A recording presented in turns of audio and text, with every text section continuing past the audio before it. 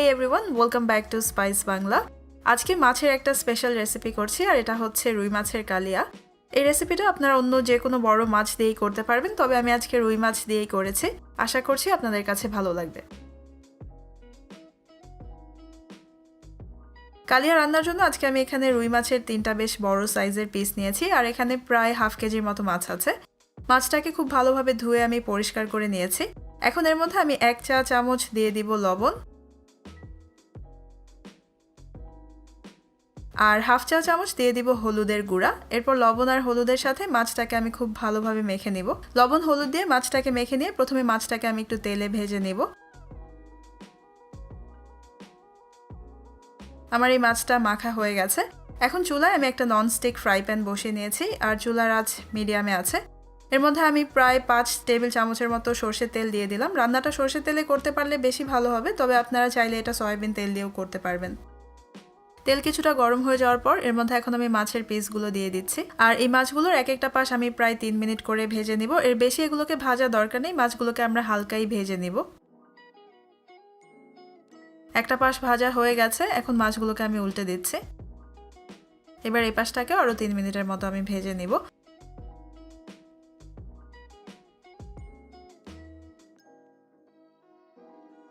এই মাছগুলো এখন ভাজা হয়ে গেছে, আমি এগুলোকে এখান থেকে তুলে নিচ্ছি।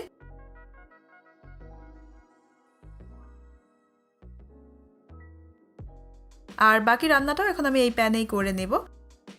এখন প্রথমে আমি এখানে কিছু গরম মশলা দিয়ে দিব। আমি এখানে নিয়েছি 2টো লং, 4টা এলাচ, 2টো দারচিনির টুকরা আর 2টো নিয়েছি শুকনা মরিচ। এগুলো দিয়ে দিলাম আর দিয়ে দিচ্ছি একটা তেজপাতা। এখন গরম তেলে এগুলোকে আমি প্রায় 1 মিনিটের জন্য একটু নেড়ে নিব।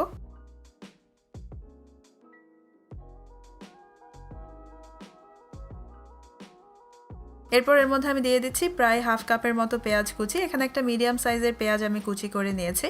পেঁয়াজটাকে নরম হয়ে যাওয়া পর্যন্ত আমি এখন এখানে ভেজে নিব।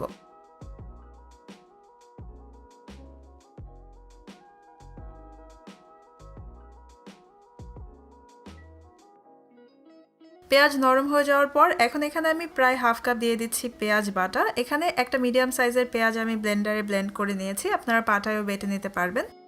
আর 2 চা চামচ দিয়ে দিব আদা রসুন বাটা।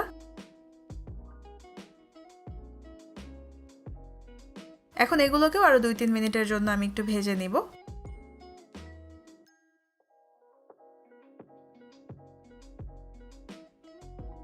এবারে আমি এখানে লবণ দিয়ে দিচ্ছি সামান্য, প্রায় হাফ চা চামচের মতো। লবণটা আমি মাছ মেখে নেওয়ার সময় দিয়েছিলাম, তাই এখন একটু কম করেই দিয়েছি, তবে পরে আবার আমি লবণটা চেক করে নিব। এরপর 1 চা চামচ দিয়ে দিলাম লাল মরিচের গুঁড়া, হাফ চা চামচ জিরার গুঁড়া, হাফ চা চামচ ধনে গুঁড়া আর হাফ চা চামচ দিচ্ছি হলুদের গুঁড়া। এবারে এই মশলাগুলোকেও 2-3 মিনিটের জন্য আমি পেঁয়াজের সাথে একটু কষিয়ে নেব।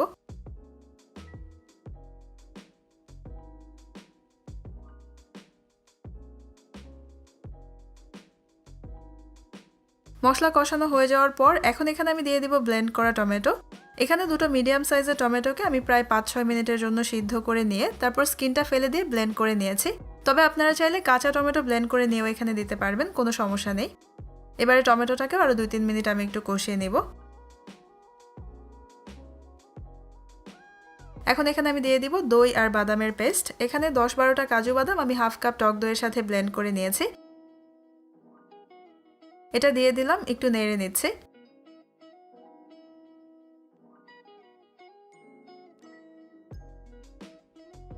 এরপর আমি এখানে 1 কাপ দিয়ে দিচ্ছি একদম গরম পানি, দিয়ে এটাকে আবার নেড়ে নিব আর একটু কষিয়ে নিব তেলটা উপরে উঠে আসা পর্যন্ত।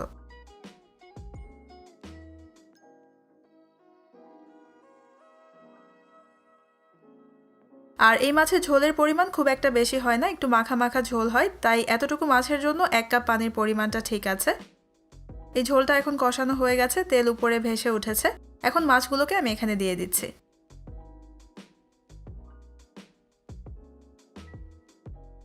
এবারে হালকা হাতে একটু এভাবে নেড়ে দিচ্ছি যাতে করে ঝোলটা মাছের উপরে উঠে আসে।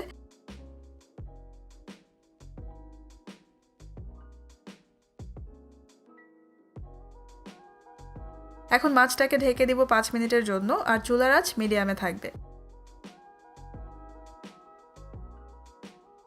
5 মিনিট পর ঢাকনা তুলে মাছগুলোকে আমি খুব সাবধানে উল্টে দিচ্ছি। আর এ সময় মাছের লবণটা আপনারা একটু চেক করে দেখবেন, যদি লাগে তাহলে দিয়ে নেবেন।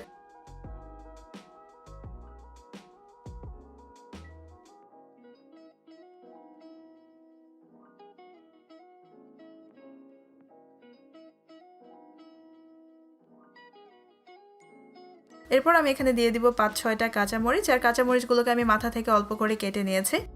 আর 2 টেবিল চামচ দিব ধনেপাতা কুচি,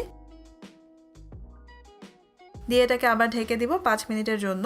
আর এবারে চুলার আঁচটাকে কমিয়ে আমি মিডিয়াম লো করে দিয়েছি।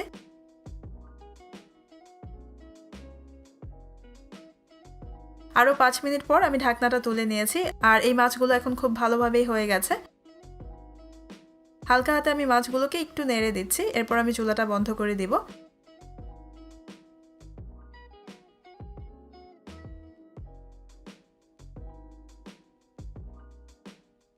তৈরি হয়ে গেছে রুই মাছের কালিয়া, আর এই মাছের কালারটা কিন্তু অসাধারণ হয়। এই মাছটা আপনারা ভাত কিংবা পোলাও যে কোনো কিছুর সাথেই সার্ভ করতে পারবেন। আশা করছি রেসিপিটা আপনারা বাসায় ট্রাই করবেন, আর বাসায় রান্না করলে আমাকে জানাতে পারেন আপনাদের কাছে কেমন লাগলো। আমার আজকের ভিডিও দেখার জন্য আপনাদের সবাইকে অনেক ধন্যবাদ। সবাই অনেক ভালো থাকবেন। আল্লাহ হাফেজ।